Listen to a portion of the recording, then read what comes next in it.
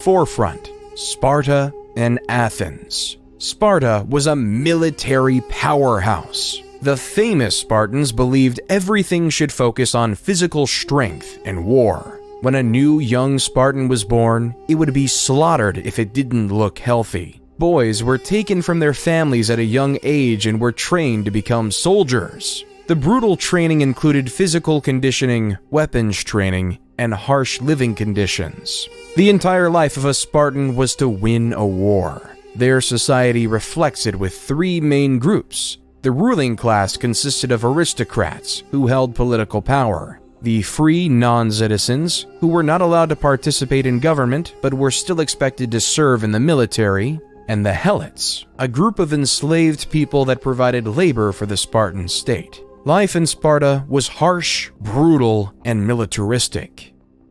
Alexander faced the Persian army at the Battle of Issus. This significant engagement saw the Persian king Darius III defeated and forced to flee. Alexander then captured several key cities, including the vital port of Tyre, which had resisted his initial siege. In 331 BC, Alexander faced Darius III again at the Battle of Gaugamela, near the Tigris River in modern-day Iraq. Despite being outnumbered, Alexander won a decisive victory using superior tactics and mobility. The Persian army was shattered, and Darius III fled once again. Alexander then proceeded to capture the Persian capital of Babylon and took control of much of Mesopotamia. He continued his campaign eastward. In Mexico, the Zapotec civilization started to flourish. The capital city of Monte Alban was being built on a mountaintop overlooking the entire Oaxaca Valley. Perched on the mountaintop overlooking the Valley of Oaxaca, the city was home to a ruling elite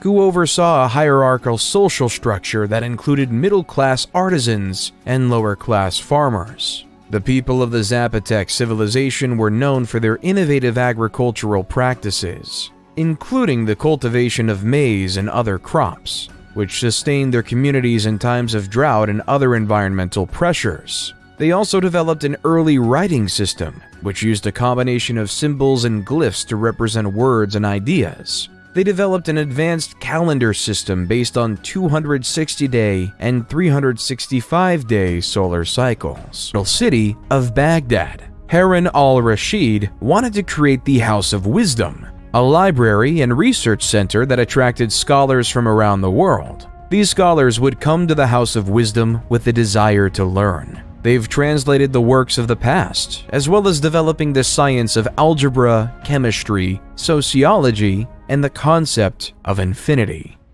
It's a pandemic like no other, the bubonic plague. As the Italian poet Giovanni Boccaccio wrote, at the beginning of the malady, certain swellings either on the groin or under the armpits waxed to the bigness of a common apple, others to the size of an egg, some more and some less, and these the vulgar named plague boils. Historians believe this pandemic was spread by rats traveling through ships across Europe and merchants throughout the Silk Road. No matter how this plague was produced, around 75 to 200 million people died. With the death of so many people, especially the poor, landowners and nobles were required to allow farmers to keep more of the product they farmed, leading to more workers' rights. Resulted in Fizi claiming that the best way to achieve social order was by establishing a powerful ruler responsible for enforcing the law and punishing wrongdoers. He also believed the ruler should have complete control over the military, the economy, and society. While in the heart of the Oaxaca region of Mexico, the Zapotec civilization started to flourish. The capital city of Monte Alban was being built on a mountaintop overlooking the entire Oaxaca Valley. Perched on the mountaintop overlooking the Valley of Oaxaca, the city was home to a ruling elite who oversaw a hierarchical social structure that included middle-class artisans and lower-class farmers. Ruler of Mesopotamia, and even the Indus Valley civilization. The world was in Cyrus's hand. Cyrus then took over the Greek colony of Ionia in Asia Minor, leading a great Persian empire, and then he died. leaving it all in the air for the next great Persian king, Darius the Great. While in modern-day Turkey, a lesser-known civilization came to power, the Hittite Empire under the charismatic rule of the leader Labarnus, 1680 to 1650 BCE. He was a skilled ruler with a single vision in mind, uniting the Hittite city-states under a single rule. Labarnus led his army from city to city, conquering neighboring city-states and making alliances with their leaders. He was a shrewd diplomat, and he used his diplomatic skills to win over the hearts and minds of the people. Eventually, Labarnus became the ruler of all the Hittite city-states and established the empire. He was a just and fair ruler and was loved by his people. Under his rule, the Hittites prospered and their territory expanded, leaving them right next to their neighbors in Egypt. Darius and his 20,000 men came to the city of Marathon in the year 490 BCE, a city 26.2 miles away from Athens. The Athenians were vastly outnumbered, with only 10,000 men. As the Persians were trying to regroup, the powerful Greek hoplites crushed the weaker Persian foot soldiers by routing the wings before turning towards the center of the Persian line. The remnants of the Persian army fled to their ships and left the battle. Early historians believe the battlefield littered 6,400 Persian bodies, while the Athenians lost only 192. So the Persians retreated, and an Athenian messenger named Pheidippides ran the 26.2 miles from Marathon to Athens, and was the son of King Philip II and Queen Olympia. But the teacher was much more impressive. Since he was a kid, Alexander was tutored by Aristotle. Aristotle is the man who is known as the father of logic. He created the fields of biology and taxonomy by introducing a way to think called the scientific method, a method that is still taught in schools to this day. He also wrote extensively about philosophy, ethics, and art, changing the face of the world as we know it today. This is the man who was in charge of teaching Alexander the Great. Alexander was 20 when his father was assassinated, but his excellent education allowed him to take over the rest of the world. After his father died in 336 BC, defeated. Then came the Battle of Salamis, where the Greeks could change the tilt of the war in a naval battle between the 500 Persian trireme and 300 Greek trireme. It didn't look good for the Greeks. Still, the great Athenian general, Themistocles, employed his plan to move the Persian fleet into the narrow straits of Salamis and hit the enemy fleet so hard that it had nowhere to retreat. After a massive sea battle, Themistocles won Greece the victory and teaching Alexander the Great. Alexander was 20 when his father was assassinated, but his excellent education allowed him to take over the rest of the world. After his father died in 336 BCE, Alexander was hell-bent on keeping his family's power. So when the Greek city of Thebes decided to revolt, Alexander and his army marched 240 miles in 14 days. When Thebes refused to surrender, he razed the entire city to the ground. Died. Ashoka couldn't sleep with himself. He didn't know how to deal with his actions that resulted in so much death. So he turned to the teaching of the Buddha. Under Ashoka's rule, the Mauryan Empire became known for supporting Buddhist teachings and promoting nonviolence. Ashoka issued a series of edicts inscribed on rocks and pillars throughout the empire that promoted principles such as kindness, respect for all religions, and the abolition of slavery. Certain traits were not shared in the West by Alexander. In 1428, at the age of 16, Joan left her home in the village of Domremy and traveled to the court of Charles VII, where she asked for permission to lead the French army against the English. At first, her request was met with skepticism and disbelief. Still, Joan persisted and eventually won the support of the French commanders. Joan's first major military victory came in the Siege of Orleans in 1429. She led the French troops in a series of daring attacks on the English forces, and she broke the siege and liberated the city. This victory boosted French morale, and helped to turn the tide of the war in their favor. Over the next several months, Joan led the French army to victories against the English, including the Battle of Patay in June 1429. However, her success also made her enemies in the English and French court an anonymity. Alexander died a few years later in Babylon at the age of 32. Throughout his expedition, Alexander was spreading Greek ideas founded by his once wise teacher, bringing the rise of Greek ideals across the land, starting the seeds of the Western cultures we see today. Once Alexander died, his empire just could not sustain itself. His generals feuded as to who should be the leader of this great empire. Everyone wanted power, yet in fighting, left to waste in oblivion. Eventually, in 323 BC, after senseless wars, the Greek generals divided the world into three major empires: the Ptolemies in Egypt, the Seleucids in the east, and the Antigonids in Greece. Once in his life, Mansa Musa, with his caravan of camels and an army of scholars, gave vast amounts of gold to any poor person he saw, hence crashing all of the economies in northern Africa due to the inflation of gold. When Mansa Musa returned to Mali, he made it his life purpose to make Timbuktu the Muslim capital of knowledge. So Mansa Musa invested heavily in building the University of Sankore. Various Islamic faith scholars quickly made their way to Sankore to study Islamic theology, law, and literature with over 1 million manuscripts. Mansa Musa was also a very religious man with a policy that he commissioned a new mosque every Friday. However, sadly though, only the Djingaribur Mosque in Timbuktu stood the test of time.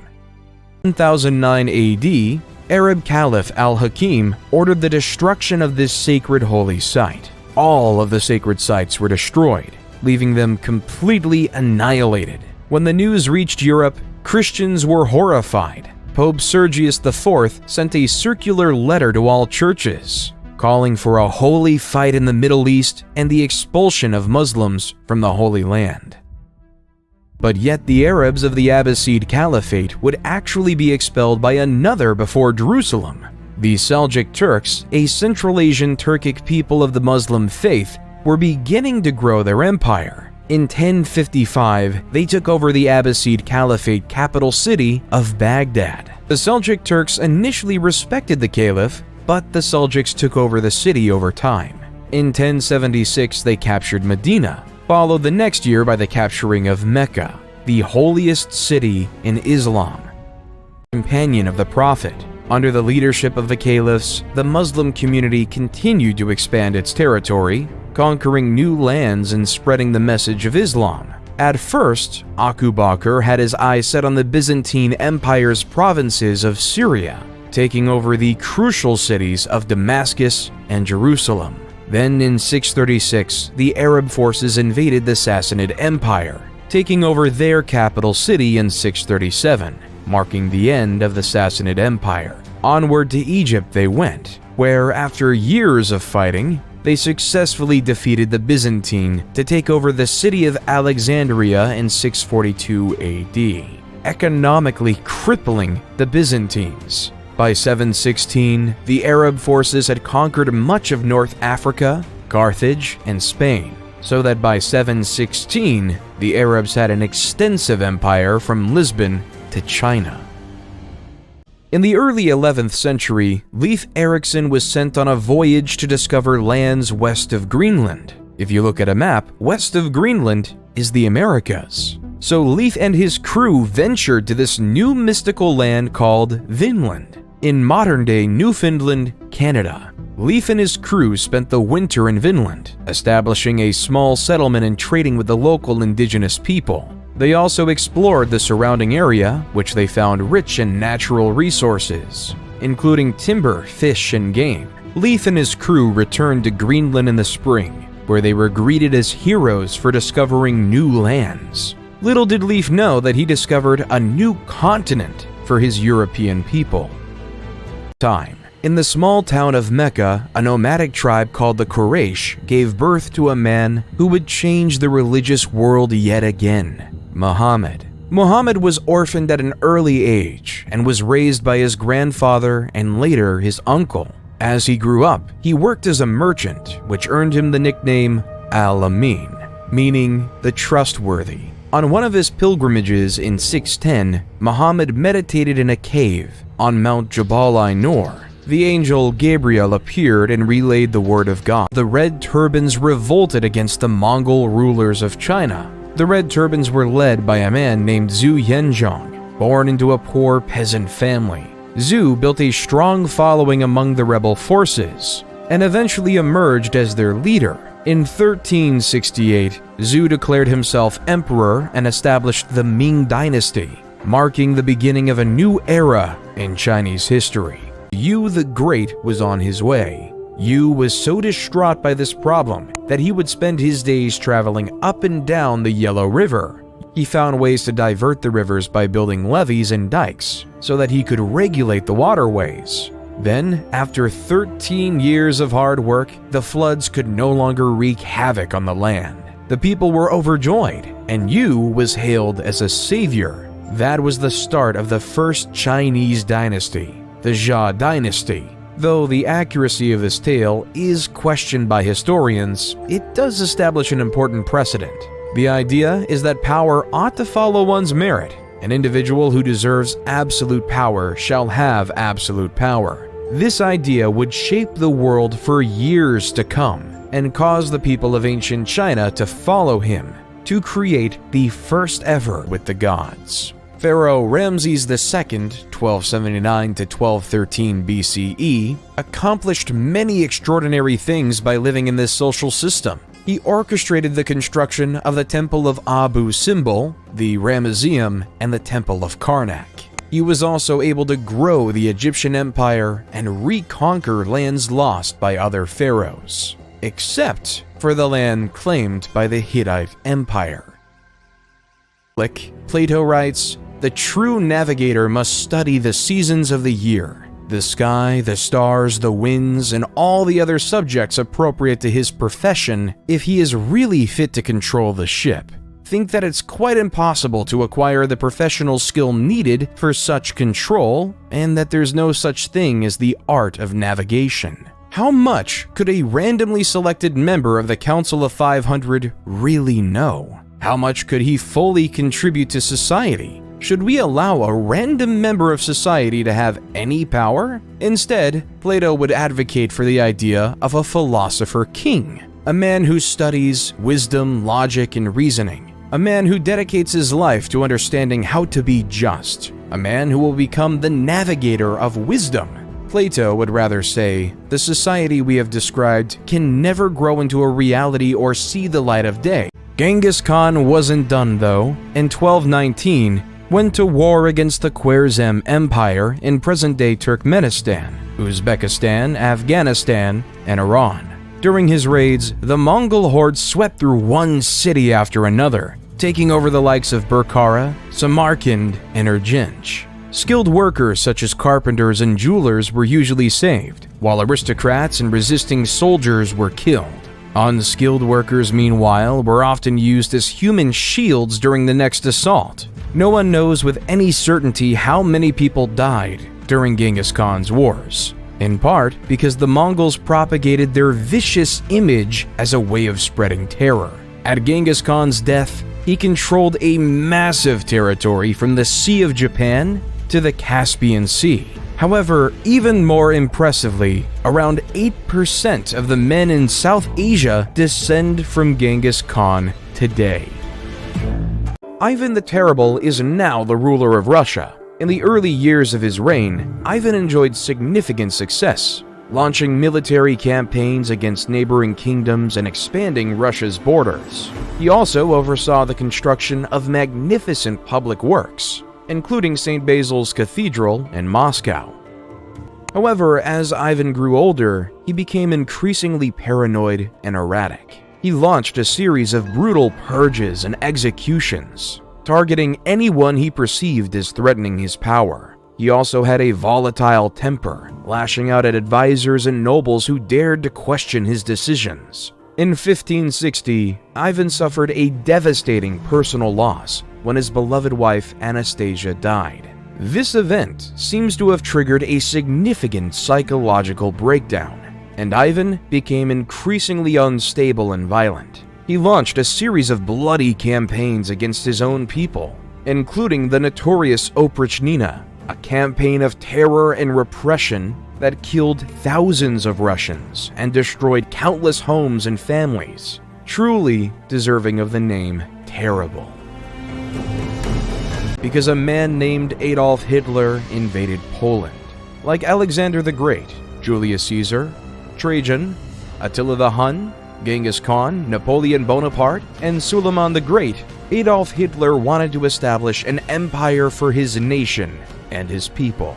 Adolf had dreams of building an empire larger than anything that was ever created. He wanted to make the Roman Empire look like nothing. However, for the sake of the world, and especially those Hitler viewed as undesirable vermin, in April 1945, Soviet forces began a massive assault on Berlin. After weeks of intense fighting, the city fell on May 2nd, and German forces surrendered. Meanwhile, Allied forces were closing in from the west, and on May 7th, Germany signed an unconditional surrender, officially ending the war in Europe. A few months later, after the bombings of Nagasaki and Hiroshima, Japan surrendered as well, leaving the war to be over. As the Milvian Bridge, Constantine saw Maxentius as a threat to his power, so he decided to march on Rome to confront him. As the two armies approached each other near the Milvian Bridge, Constantine had a vision of a cross in the sky, with the words, "In this sign, conquer." Some accounts suggest that this vision may have been a dream or a hallucination, while others suggest that it may have been a sign from God. Regardless of the nature of the vision, Constantine took it as a sign that he would be victorious in battle if he fought under the sign of the Christian cross. He had his soldiers paint this symbol on their shields and banners, and he went into battle with renewed vigor and confidence. The battle was fierce and brutal, with both sides suffering heavy losses. Maxentius had a larger army, but his troops were spread out and disorganized. Constantine was able to take advantage of this, and he was able to push Maxentius's forces back towards the Tiber River. In the chaos of the retreat, Maxentius was forced off the Milvian Bridge and into the water, where he drowned. Shortly after his victory, Constantine met Licinius at Mediolanum. The Muslim forces led by Turkish ruler Ahmad ad-Din Zengi launched a siege against Edessa. The city was poorly defended, and the Crusaders could not resist the Muslim forces for long. After a siege of several weeks, the city was breached, and the Muslim forces overran the city, killing or enslaving much of the population.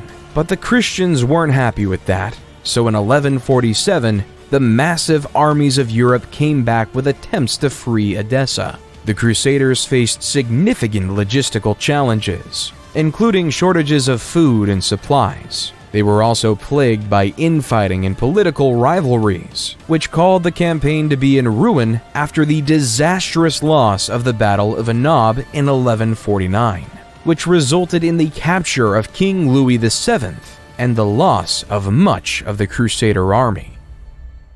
Charlemagne, also known as Charles the Great, became the king of the Franks in 768. Charlemagne was a skilled military leader who expanded the Frankish Empire through successful campaigns. He conquered much of Western Europe, including modern-day France, Germany, Italy, and Spain. Charlemagne was also a devout Christian and worked to spread Christianity throughout his empire.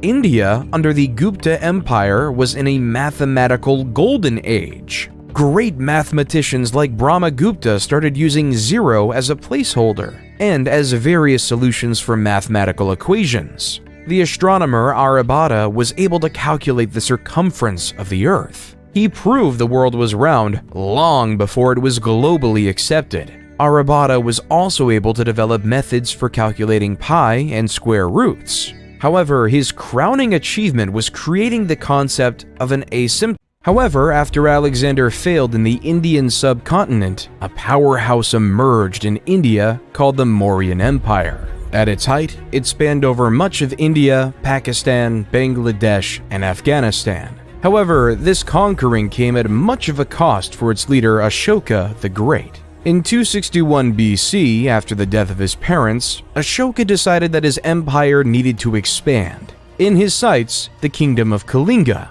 The war was bloody, the war was fierce. Over 100,000 people died. Ashoka couldn't sleep with himself. He didn't know how to deal with his actions that resulted in so much death. So he turned to the teaching of the Buddha. Under Ashoka's rule, the Mauryan Empire became known for supporting Buddhist teachings and promoting nonviolence. In the kingdom of Magadha, a spoiled prince named Siddhartha Gautama, 500 BCE, lived in luxury inside a palace. Inside this palace, Siddhartha could have anything he wanted. All the jewels, all the wealth, all the finest goods thrust upon him. His world inside of the palace was a utopia on earth. There was no want, need, or desire, and it was perfect. Until he went outside his palace compound, the only place he ever knew.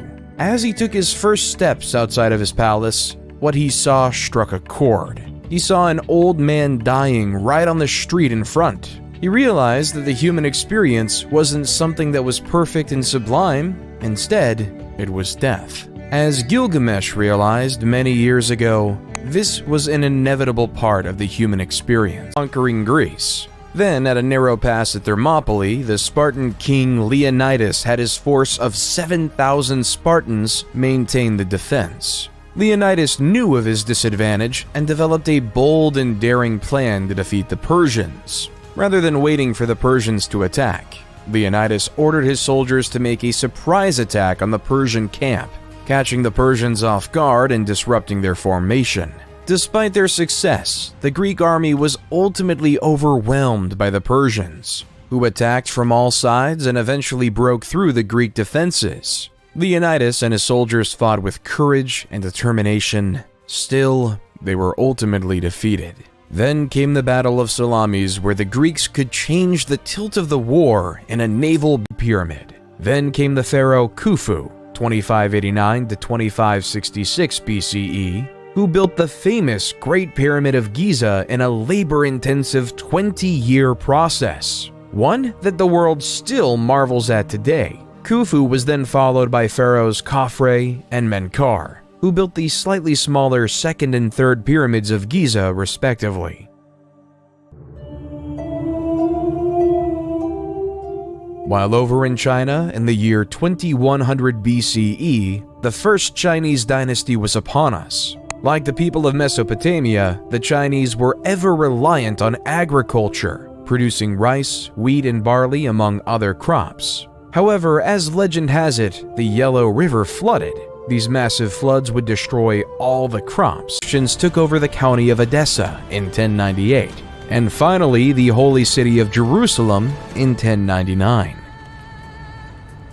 However, the crusade wasn't done. In 1144, the Muslim forces led by Turkish ruler Ahmad ad-Din Zengi launched a siege against Edessa. The city was poorly defended, and the Crusaders could not resist the Muslim forces for long. After a siege of several weeks, the city was breached, and the Muslim forces overran the city, killing or enslaving much of the population. But the Christians weren't happy with that, so in 1147, the massive armies of Europe came back with attempts to free Edessa. The Crusaders faced significant logistical challenges, including shortages of food and successful as well. So General Napoleon Bonaparte decided to overthrow the government and begin his conquests to take over the world. So off Napoleon went to conquer much of Europe. In 1805, Napoleon defeated a combined Austro-Russian army at the Battle of Austerlitz, solidifying his position as one of Europe's most powerful leaders. He then conquered much of the continent, including Spain, Portugal, and the Netherlands. In 1812, Napoleon invaded Russia with a massive army. Still, the campaign proved disastrous, and his forces were decimated by the harsh Russian winter due to the inflation of gold. When Mansa Musa returned to Mali, he made it his life purpose to make Timbuktu the Muslim capital of knowledge. So Mansa Musa invested heavily in building the University of Sankore, Various Islamic faith scholars quickly made their way to Sankor to study Islamic theology, law, and literature with over 1 million manuscripts. Mansa Musa was also a very religious man with a policy that he commissioned a new mosque every Friday. However, sadly though, only the Djinguereber Mosque in Timbuktu stood the test of time. Athenian democracy was a highly complicated mess. There were two branches, the Council of 500 and the Assembly. The Council of 500 was selected randomly by a process known as sortition. Athens itself was made up of 10 different tribes. Each tribe was responsible for providing 50 citizens to serve for 1 year in the Council of 500 via random selection. Each eligible citizen would be given a personalized token. Those tokens were inserted into a particular machine called a clariturion. This long-lost technology included tubes and balls, which somehow selected 50 residents of each tribe to join the illustrious Council of 500. While in the Assembly, there was a system in place that said that every single citizen had a vote. Of course, to be a citizen, you had to be a male and not a slave, and either born in Athens or to Athenian parents. The powdered limestone. The Mayans built these stone armatures into elaborate deity faces to capture the soul of the gods and bring it to the people. A temple like the E7 sub, yes, historians name Mayan temples like military submarines, is a pyramid with 16 stucco masks. Each allows us to go deeper into the souls of these deities of the past. In the Middle East, a new empire was emerging with roots in the past. A man named Ardashir claimed to have royal blood that traced all the way back to Cyrus the Great. Ardashir claimed that he should be the true ruler of the Persian Empire, not those frauds of the Parthians. Ardashir was able to unite the various tribes of Persia. In 224 AD, Ardashir I led his forces against the Parthian king Artabanus V in a significant battle at Hormozgan.